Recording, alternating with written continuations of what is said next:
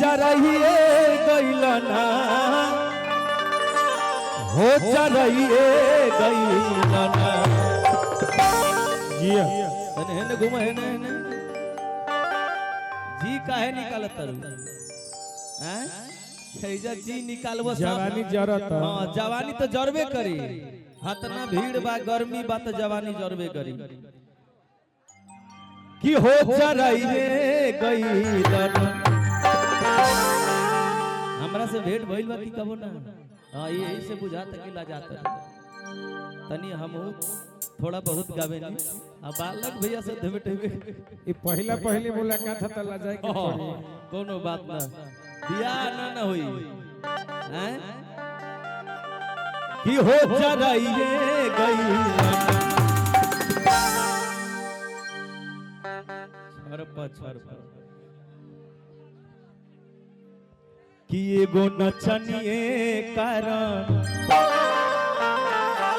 ये किसका गाना है खेसारी एक बिहारी सब पे भारी वैसे एक खेसारी पूरा भोजपुरी पे भारी एक बार खेसारी के नाम पे जोरदार ताली कि हो जा रही गैलना तो एगो नचनिए कारण तो एगो नचनिए कारण तकनिया के भूलाए रे गैलना आवे के अरे जाए पैया जवानी हमर जा रही गैलना और जाए पैया जवानी हमर जा रही गैलना और जाए पैया जवानी हमर जा रही गैलना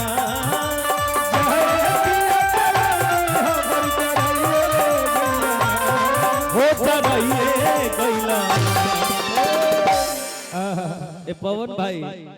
अभी जवानी जरूरत जी हाँ जबले युवा रही तबले जरबे करी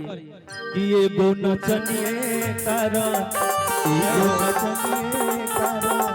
एगो नचनिए कारण कनिया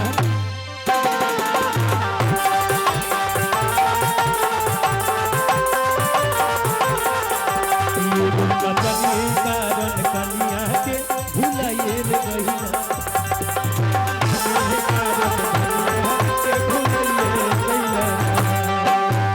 दिल की धड़कन में रहते हो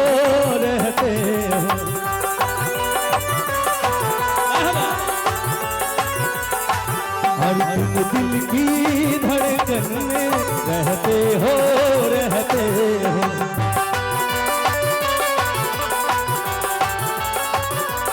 बाहों में जब माहौल गरम बा तावा गरम बा हां पप्पू भैया काहे निहारत अजय भैया जियो के एयरटेल में कनेक्ट करे के हां कोनो दिक्कत नहीं ड्रेस भी बढ़िया मिल रहा है हम लोगों का एकदम ड्रेस दोनों का एकदम मैचिंग मिल रहा है क्या भाई ड्रेस मिल रहा है ना दोनों का मैचिंग कृपया दूरी बनाए रखे बीच में नंगा तार है कि बाहों में कोनो दिक्कत ना होई हमरा संग सटे में हां तो होने से आवे के बाद उन्हीं से दौड़ के आवे के बाद अरे बाहों में आ जाओ सपनों में खो जाओ एक बार हाला करके तुम ताली तो मार लो एक बार फिर से कि बाहों में आ जाओ सपनों में खो जाओ कि तुम दिल की धड़कन में रहते हो